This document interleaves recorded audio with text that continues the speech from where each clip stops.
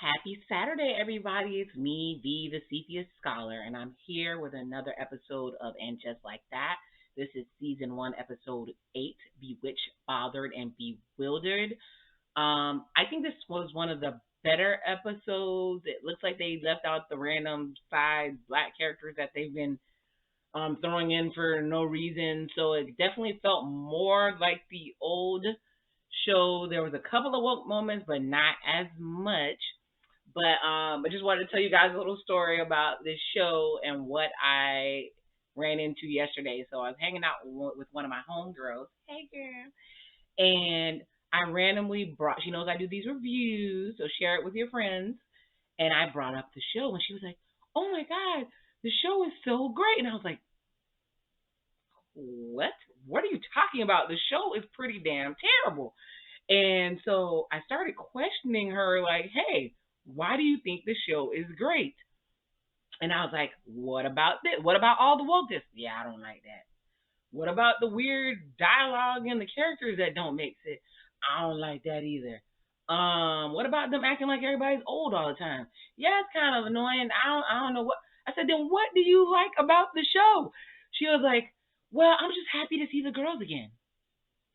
I'm like, oh, okay, so you're just happy to see the girls again. The show, the writing and stuff can be suspect. The scenes do not make sense, but you're happy to see the girls again. I was like, oh, okay, so I get where you're coming from. She's like, aren't you happy to see the girls? I said, I'm ecstatic to see the girls. I miss Samantha, but I'm ecstatic to see all the other ladies doing well. And she was like, well, that's the reason I like the show. I said, from a super fan, I could probably do every episode word for word, do the dialogue. I've seen it many times, the same way I've watched Girlfriends many times, and she admitted that she watches Friends all the time, which I've never seen a whole episode of Friends. I'm a living single type of girl. I said, oh, it's nostalgia purposes.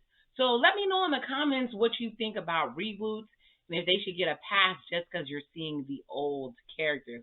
Let me know how you feel. There's so many reboots.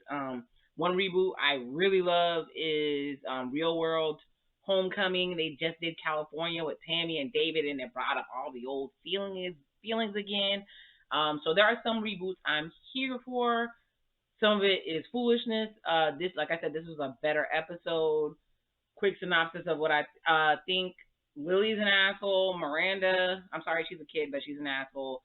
Miranda's just not her old character, not smart, poignant, and keeping her feelings together. She's kind of giddy and ditzy. Carrie's just focused on Big being dead, and they really have no story. She has no storyline. I like a couple of new characters. Sema's cool. Professor Naya, she's all right. I don't know why she's there. LTW, Lisa Wesley. I forgot what the T stands for because I love Nicole Ari Parker. By the way, she has a movie coming on Lifetime where she looks 20 years younger than she does here. So I'm thinking they're making people look old on purpose. So with that being said, let's get into the episode because there was a lot that happened and we want to get through it. Don't mind me. I just love this the original show, and I just like to talk about it, right? So leave comments. Let me know what you think about this new show. Nostalgia purposes alone, is it good, or do you actually like the show? Maybe I'm wrong. So the show starts off with Che at a rainbow rally, and she's doing her usual non-funny jokes, making crazy, inappropriate sex jokes. I love blue comedians. I love Richard Pryor. I love Red Fox. I love cussing and I love all that, sex jokes and everything. But she's just not funny to me, and all she talks about is coming out. But while she's on the stage, she's thanking the allies and talking about people living in their truth and how she lives in her truth. And her Miranda is just cheering her non-binary bae on. She's out there, she's all in, like, you know how you are when you're in love and your boo is up there doing their thing and you're super proud and you're like, that's me right there. So she's having a great time until she sees Brady and Isabella there, and then she ducks off and runs and hides.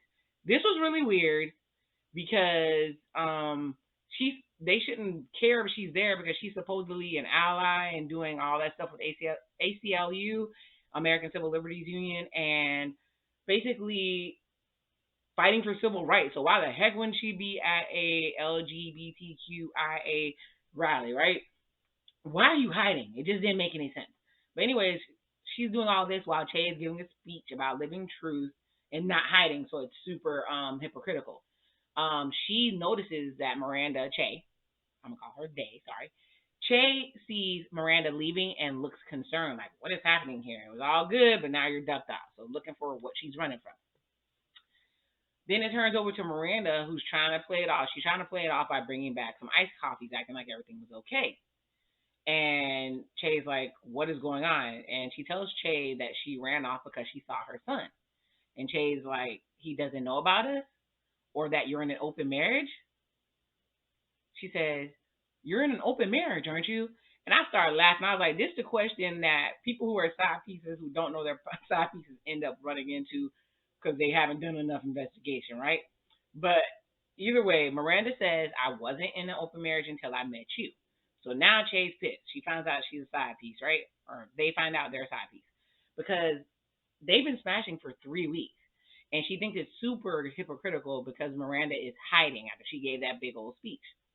Miranda starts making an excuse that people make when they want to stay in their relationship and they just want to string your ass along. She says, our time is so special together. I didn't want to ruin it by bringing it up. So you're not going to bring up that your ass is married and that y'all are sneaking around? Well, okay. So Che says she should have told the truth. Miranda is married and lying, so Che does not like that. So apparently Che, who's smoking pot all the time, kind of acts like a teenage boy out here in these streets, does have some type of moral code. So Miranda starts making excuses. She says everything happens so fast and it's complicated. Oh, it's always complicated. So Che says she doesn't sneak around, cheat, or lie, and she's not a home wrecker. You need to send out the memo to the rest of these hoes, but we're not going to go there. So she says she's done. And Miranda said her home is wrecked already, so she's making excuses, right? She doesn't want Steve. So Che says it's over until Miranda figures out her life. So she put her foot down. She wants to be the main, or so it seems. So it turns over to Carrie, and Carrie is showing Sema her vast clothes collection. You know, Carrie has spent so much money on clothes and shoes. Thank goodness Big was in finance and left her a bunch of money, and also she probably made a lot of money from her career. Remember, in the original series, she was super broke because she realized she had spent all her money on her shoes, so much so that she didn't have money to get her own apartment. She had been renting that whole time.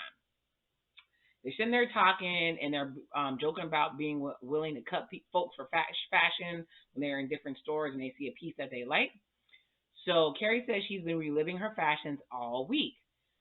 She shows Sema her Versace dress from Paris, and if you remember this classic dress, I think they said the dress cost $80,000, but it's beautiful. It's all tulle and glitter, and it's when she was in Paris with Alexander Petrovsky, which is, I think that's the real. He's a really in real life he's a famous ballet dancer, Mikhail Baryshnikov. I really liked his character, and I like how he was like not trying to hear what Carrie was talking about her damn neuroses. But either way, mental health matters. So she says Lily has been helping her all month archive everything in exchange for some of her vintage pieces. So Sema starts to smoke, and Carrie says you can't smoke in here. But Sema says seeing all these nice clothes in here makes her feel like she just had sex. Carrie's like, nope, but you can't smoke in here. She said she basically smoked inside one night and everything ended up smelling like a cigarette and it made her want to smoke all week. But so now she only smokes on her walk one cigarette as she's contemplating around the block, right? So she offers to go on the stoop with Sema if her new neighbor isn't out there. They look out there and she is. Carrie admires the sex appeal of her new neighbor and the sexy guys that she has around her, right? Carrie wants to know how the new girl can afford a good apartment under her, because Carrie's filthy rich at her age. And Sema says she's probably a Russian hooker, and she sees it all the time in real estate. So basically, she might be a sugar baby. So that's what the conclusion that they came to. So to me, it looks like they're introducing a new character. You see the new neighbor. She's all Macy grayed out. She has a feather boa, curly hair. She's out there living her best New York life, having funny conversation with a diverse group of friends. It looks like a really staged college bulletin. If you're old, the bulletin when they show the catalog, making it seem like the school is diverse, and it's probably not. You don't look out for that, but that's what it looks like. So Carrie calls the creepy dude from her podcast. Yes, he's creepy to me. And I see that they're building his storyline too. He's in his quirky apartment. He's laying in this white bed. It kind of looks like a girl's room. And there's this really, really cute black girl sewing, and he's on the bed chilling. She asked if she woke him up. He said no. I was just spooked because nobody calls me except for my grandma, and she's been dead for 5 years. I thought that was a little funny. So she apologizes for calling at 2:30 in the morning, and he says it's okay because his girlfriend, whose name is Smoke, is a designer and is up sewing to meet a deadline. Carrie is shocked that he has a girlfriend. I was shocked as well. Like, first of all, him and that girl don't look like they live on the same block. I mean, them being together was really weird, but maybe opposites attract. But he didn't read as straight to me. But I was super surprised that that was his girlfriend. And Carrie's like, I need to meet her one day. So they're building a storyline for him. He says, yes, I have a whole life. So to me, I'm giggling on the inside. This part was funny to me. I'm like, I guess the janky podcast isn't his everything, right? Which is how they kept showing the podcast. I was so happy they didn't show the podcast this time because it's terrible. Either way, she asked if there was a cool way to ask her neighbor to stop being so loud on the stoop at 2:30 in the morning. And she said she called him because she knew he would be up. He asked if she's licensed for a firearm. He asked because he had a neighbor that complained and yelled about noise and was deemed the Wicked Witch of the West, and she was only 30. But Carrie emphasizes that she wouldn't have complained, but even with her window closed, there was a girl whose laugh defies any sound barrier. I was like, do people really speak like this? Like, I'm a really educated person, and as you can hear by my reviews, even I slip into slang sometimes, and I don't use science to do analogies all the time. So it's like the writing is a little bit off. But either way, Jackie, which I guess is his name, Jackie, aka the weird podcast guy, offers to bring her a gun. And Smokey's girlfriend's like, you better not have a gun. And he lies to her and says he was joking and whispers to Carrie that he wasn't. And it was really, really funny moment because it kind of showed their relationship between Smoke and Jackie, and that he's down for Carrie. So Carrie spends the night up listening to people cackle on her stoop. And even if you're not old, like if you're trying to get some rest, I don't mind a good party. Heck, I'll probably turn up super loud for my neighbors. But like I think these people never go to sleep. And I visited New York, and it is a city that never sleeps. I remember people walking around. Don't ask me what I was doing at 4 in the morning, but walking around like it was daytime. It was so weird. It threw me off. So, because I'm a Florida girl, right? So, either way, Carrie gets fed up and she screams out the window, "Come on!" And one of the guys says, "Sorry, ma'am." And I'm like, "Oh crap! Here come the old lady storyline again." So after she closes her window, they continue to laugh, and Carrie's upset because they called her ma'am. So as I stated, I'm from the South. I'm used to people calling people ma'am. I remember the first time I was called ma'am, but I don't think it was by a younger person. Technically now I am a ma'am, and I don't take offense to it, but it does throw you off the first time that somebody does it. So I kind of sort of get it. So it goes over to Charlotte and Harry, and they are at home, and she is reprimanding him for his eating habits and health. Why? Because the poor man ordered a brie, and she found some Hershey's Kisses in the closet. If that makes him a fat ass, I pray for us all.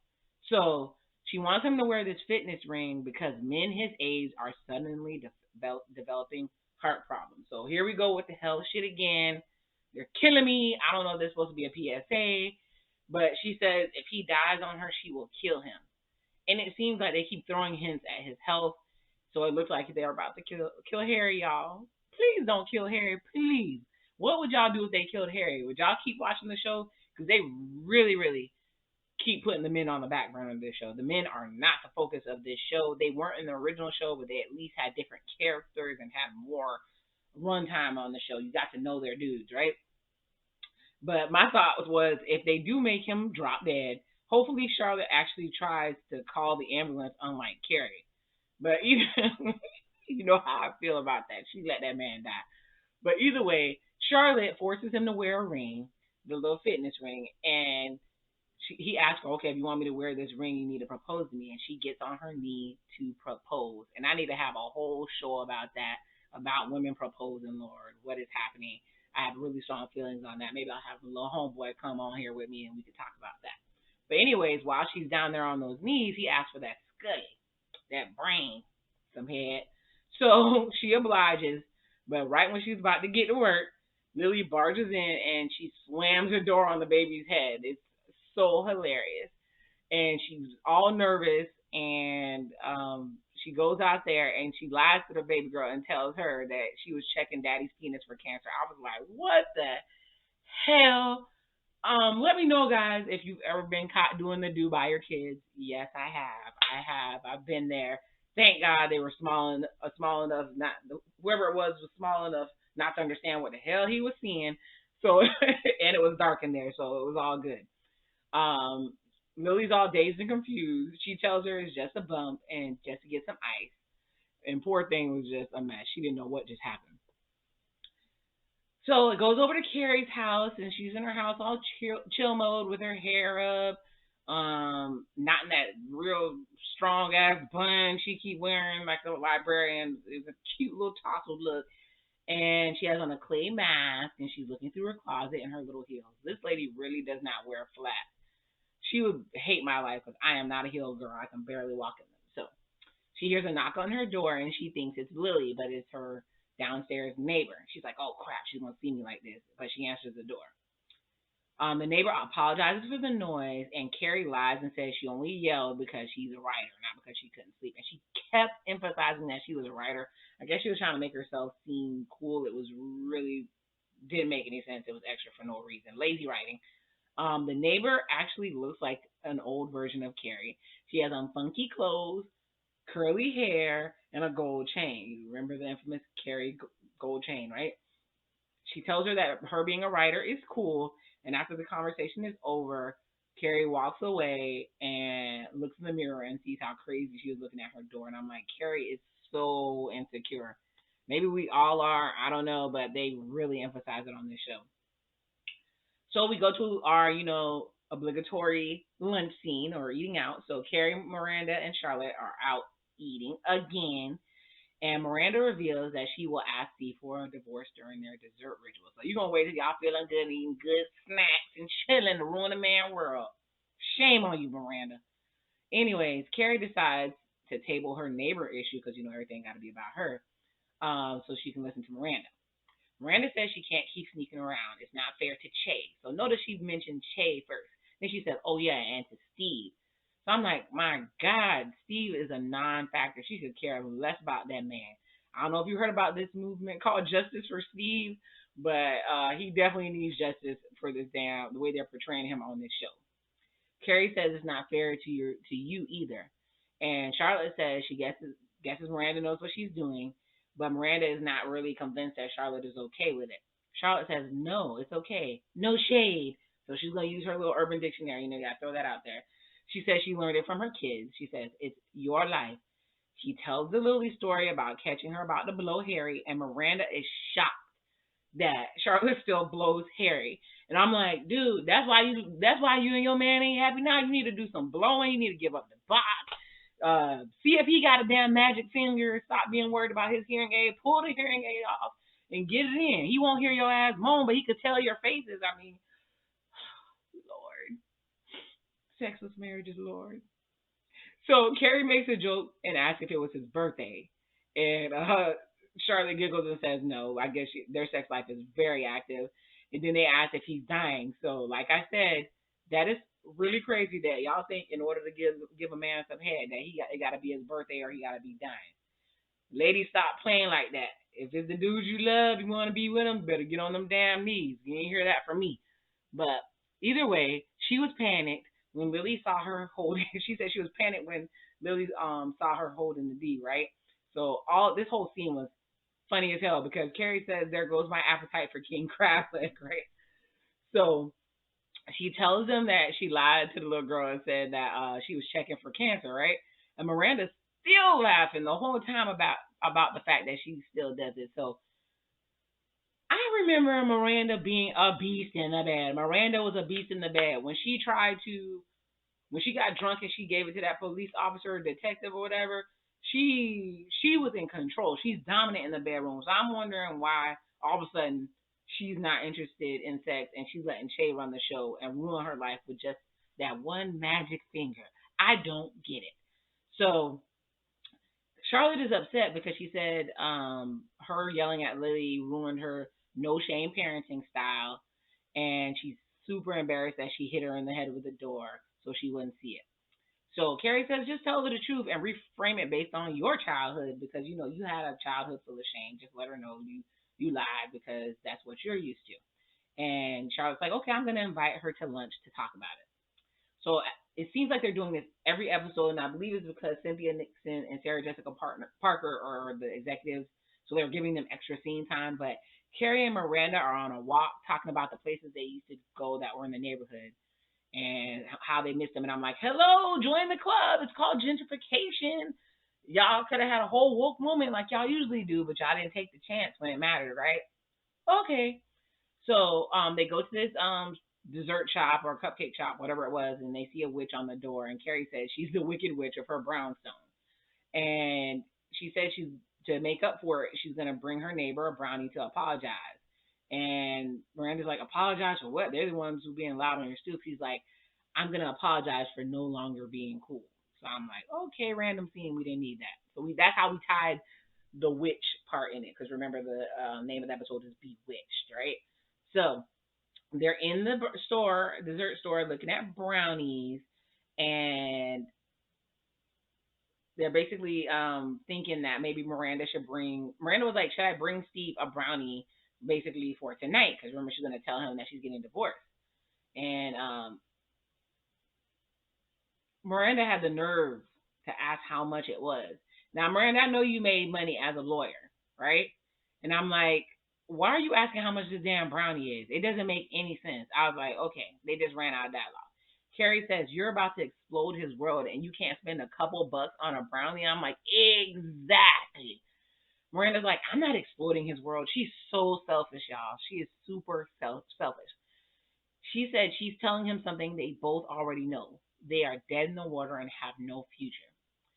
Carrie says, you know what? In that case, I'll spring for the brownies. She asks if she's going to tell Steve about Che. And Miranda's like, no, because with or without Che, she would have ended with the same conclusion. She'd rather be alone. And Carrie emphasizes that being alone in theory is very different from being alone in reality. Why? Because Big died, right? We got to throw that in, right?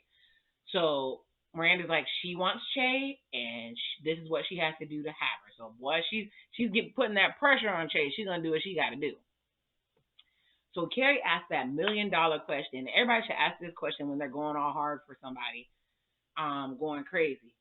Do you know how much Che wants you? So is there reciprocity? Does she want to be with you too? So it pans over to Carrie going home and knocking on her neighbor's door. And this fine, I'm not usually in the vanilla, but this man was fine. Half naked man answers the door. And he says, Lisette is asleep. So we know the mystery neighbor's name. Her name is Lisette. Okay. Very, very fancy.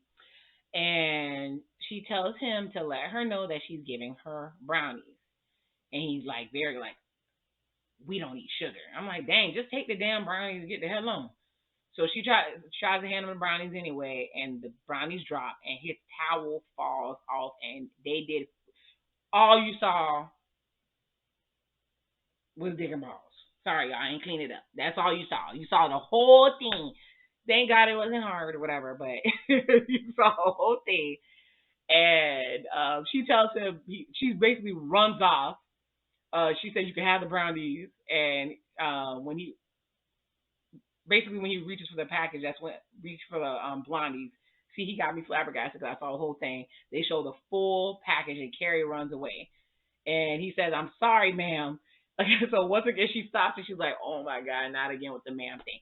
So I have a funny story. I have a lady that I'm really good friends with. Beautiful lady. She's a little bit older. And there's this Netflix show called Sex Life, which the writing on there was good and damn terrible, but I sat through this whole thing. I call it nipples and cheating because that's all it was about. And they have a scene where the husband, spoiler alert, the husband goes to check out his competition, and the man is in the shower, and he turns and he got a whole damn fork leg just like damn like so. But I'm laughing because I'm like, okay, they usually say the pink people don't ain't working with nothing, right? So I saw it, kept it moving. So next thing I know, this lady who's married with a husband and everything is texting me, blowing me up. Have you seen this show? Have you seen the man or whatever? She was like, there's no way that thing is real. Oh my God, I've never seen one that big. I even turned to my husband. I was like, have you seen one that big? He said, I wouldn't know. I'm like, what?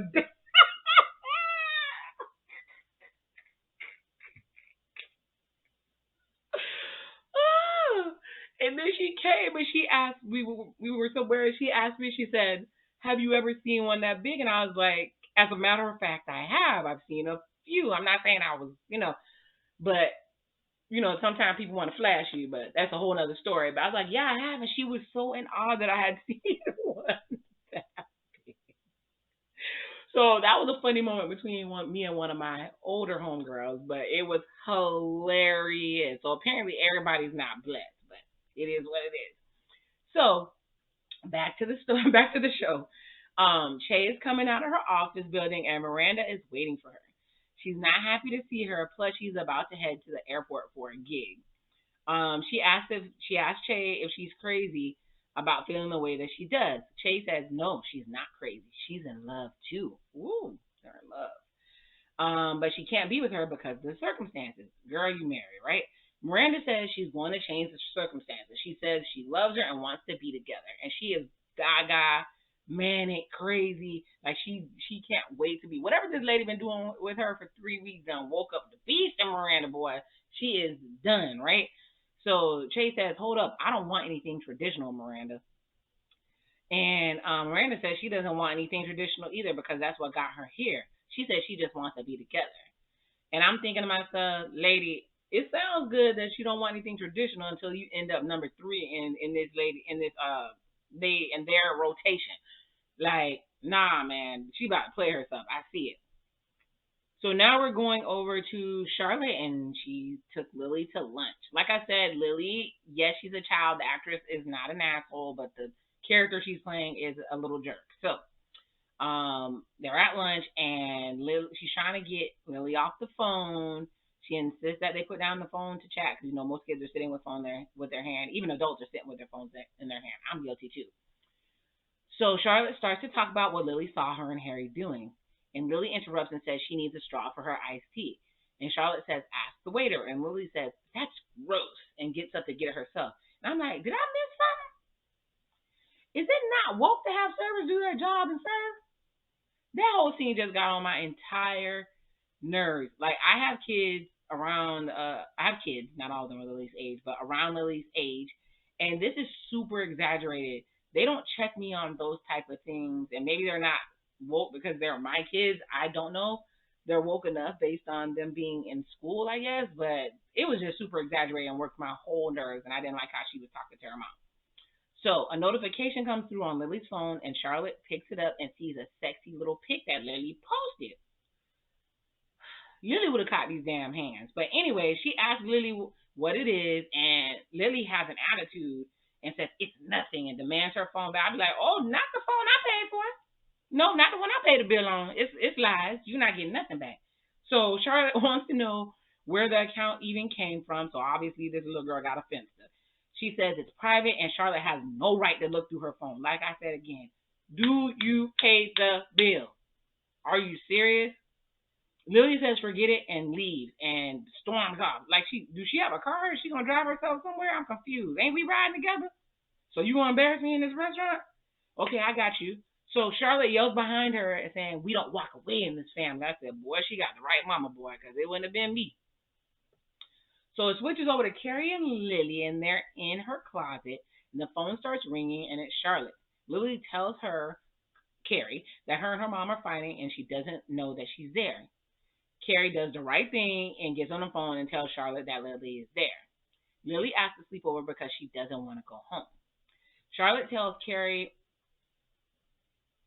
slow it up, I want to stop right there. I just thought about something. So Charlotte has when Carrie had her surgery, Charlotte had her whole schedule in Excel sheet but doesn't know what's going on with her kids. Rock had her TikTok, changing her name, switching her gender via TikTok, and you didn't know. Now Lily has this little hoochie mama Instagram, and you didn't know about that. What is happening here, Charlotte? What are you doing? So, just a side note, it frustrates me. So Carrie goes to the bathroom to talk to Charlotte, and Charlotte sends Carrie the picture of what Lily had on. And Carrie had the nerve to say that she wore far less before. And I'm like, bitch, sorry, you are grown. What are these people talking about? It makes me think of the episode, and that's how you know the same writers are not writing it and they are not being true to the original character. Did they forget about that episode, Are We Sluts? Did they forget about that episode? Where they had all these little young girls talking about being grown, wearing little tube tops and little mini skirts, talking about they were blowing dudes when they were 12, pardon my French, all types of crazy stuff. And they were happy that they waited until they were grown to have this type of experience and happy they actually had a separate childhood. What is happening? This does not match. It doesn't make sense. So either way, Charlotte actually obviously remembers that whole episode and says she's only 15. And Carrie's like, maybe she's trying to figure herself out. Carrie, you're like 55. You don't know what the hell you're doing either, so it's a mess. Charlotte is surprised because she thought she was innocent. And she also is trying to understand why she's wearing workout wear and she doesn't even work out, which, that's simple, silly, busy Charlotte. That is true to her original character. And she gives Lily permission to spend the night because it would be good for all three of them. So the next scene, Carrie and Lily are in bed. Lily is knocked out, but Carrie is up because the neighbor is playing loud bohemian music that is pulsating through her walls, right? She goes downstairs and sees remnants of a party. I mean, they left cups, food, plates, all on the stairs. I'm like, what? Where do they do this? Anyways, she left her door wide open, and when she walks in, Carrie just strolled on in, which in Florida with that dang on stand your ground, you would never do. And she walks in, and her neighbor is knocked out with a wine glass still in her hand. Carrie lowers the music and starts reading this girl mail while she's knocked out. I'm like, what the hell? Like, what? Anyway, the next day when she's on her walk, she calls Sema and tells her that the neighbor is not a Russian lady of the evening, aka prostitute, but a chic Californian successful jewelry designer. This scene. So what I'm going to say is, what in the entire fuck does Carrie have on? She has on dish gloves, a scarf, a muumuu, and some Shein looking shades. And she's smoking a cigarette and she's walking around looking like damn Yentl. I don't get it. I'm confused at what's going on. No offense to the Yentls of the world, but she looks crazy as hell and looks old as hell. So Sema asks if the lady's any good with the jewelry, and Carrie's like, yeah, she's cool. She's styled Scarlett Johansson. She wore her on the red carpet. She moved to New York for energy and inspiration. How does she know this? Sema said she obviously moved to New York to ruin your sleep too. And in my mind, I'm like, I know people Google people, but Carrie is a whole stalker. She needs to get a life. She needs to go find that widow teacher man and go find a man of her own so she could stop stalking these damn people. It doesn't make sense. But anyway, Carrie says, nah, she's fine. And she says she's going to go make friends with her so she's not known as the crazy neighbor lady. And as she's walking out to the apartment, the neighbor walks by and says, hey. Excitement. She said hello. So now we're over at Charlotte and we're in Lily's room and Lily's looking at the sexy clothes she got from Carrie. And Charlotte says, are you still mad? We need to talk. Lily goes, it's just a stupid Instagram account. And I have nothing to say. And I'm like, y'all, I don't really believe in spanking like that, but I'm telling you, Lily might have to catch these damn hands or a chancla for my Spanish folks. And that means Sandal might need to catch something upside that goddamn head rather than that door. So Charlotte is patient. She's not me. And she says, let's sit down. Lily's, like I said, Lily's attitude is stank. And I have a teenage daughter too, and she gets emo. And I tell her, your attitude is never going to beat mine. So let's sit together and talk like two nice ladies. So Charlotte says she is not shaming her, but 15 is young to be expressing herself in that way. In her sexy outfit, right? Lily says her Insta only has 13 of her friends and one of their little brothers. And so Charlotte's like, phew, nobody's seen the little stank outfit she had on. So she was calm now, right? You're not going to address her, right? So she brings up what she saw with her and Harry and asks her if she has any questions. And this how you know she a little girl. She asked if her mom found cancer. I said maybe Lily doesn't deserve a whooping, but still, boy, she would have been working my damn nerves. Now we're to the part that everybody's been waiting for, Miranda and Steve. So she comes out into the living room and she asks Steve if he has both his hearing aids in, which I'm like, lady, just tell this man what the hell you got to tell him. You just really got to be an asshole, right? He says he has one of them in, and he doesn't know where the other one is. And they have my poor man out here, Steve, looking and sounding like Old Man River, Cletus, whatever hell old person you could think of, and watching the game. She tells him to find the other one because she wants him to hear real clearly when she dumped that ass, right? She said she'd rather not yell. He says maybe it's lost in the couch cushion, and he finds it. Sits down, and then here comes the bullshit. She says, Steve, I love you. He says, well, this ain't good. She says, it depends on how it goes. He says, I was joking. She says, let's hold hands. He said, no, I don't want to hold hands. We never hold hands. Probably the problem. You want to ask me for a divorce or something? So the writers are lazy. So there's no build up. There's no nothing. He just automatically knows that she wants to ask for a divorce. What? Anyway, she says she's not happy. He's like, holy shit, I was just kidding again. Okay, Steve. Okay. She says she can't do it anymore. She says it isn't enough and it's not about him. He asked for his hand back. She asked if he's happy. He says, I thought it wasn't about me. He says he's happy, but not right now. He asks what's wrong. She says, I want more of everything. Energy, sex, and connection. He says he gets it. She asks if he wants more. She says, doing this until we're old is not enough. He says, we're already old. She says, we're 55. That's not old. I'm like, thank you. Then why the hell are y'all writing this show like this? Why are y'all, you and your bad, carrying her bad hip, you and your sleep leg, you and the terrible gray wig your ass is wearing, everybody half dead, heart attack, hearing aids, people not having sex. The only people having sex is damn Brady and Naya, this y'all. Anyway, she says 30 more years of this is not going to work.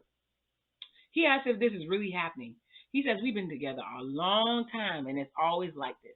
You go back and forth on if I'm enough. He said, now everything finally calms down and here you come with this.